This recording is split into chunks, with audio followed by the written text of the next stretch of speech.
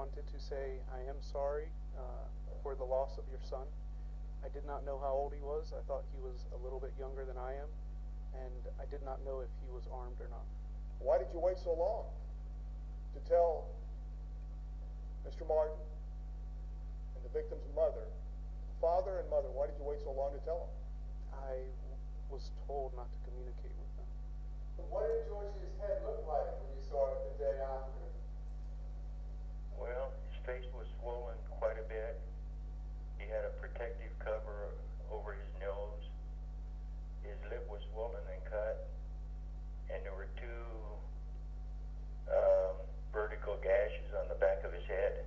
Would you take on the affirmative obligation to this court here today to do everything that is in your power and control to guarantee the court that George will come back to court for necessary court proceedings and for trial? Absolutely, I will. Further, would you take on the affirmative obligation or responsibility to advise the court should you lose contact or touch with your husband, George?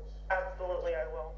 I'm asking you to consider a reasonable bond in the amount of $15,000 that would secure his appearance, and there are other conditions. Certainly with a case like this, I'm also going to ask you to allow Mrs. Zimmerman to leave the state.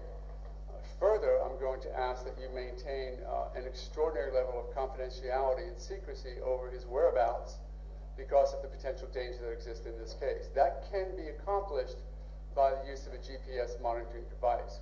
And so it's a felony, a life felony, and that obviously makes it different than what he was before in terms of when he was out. He wasn't charged with a crime in terms of his flight risk. You also have the fact that it is an unarmed 17-year-old boy. I mean, the court has to consider the fact itself. This young man was minding his own business, was not committing a crime. And I know we're not going to litigate the case in front of the court at this time, but that is a factor in terms of you have an innocent young man whose life is no longer among us.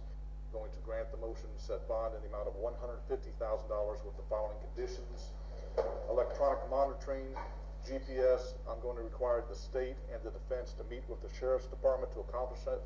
That means that Mr. Zimmerman is not going to be released today, but I'm going to make sure that the state and defense can work out those assurances. Okay, sure.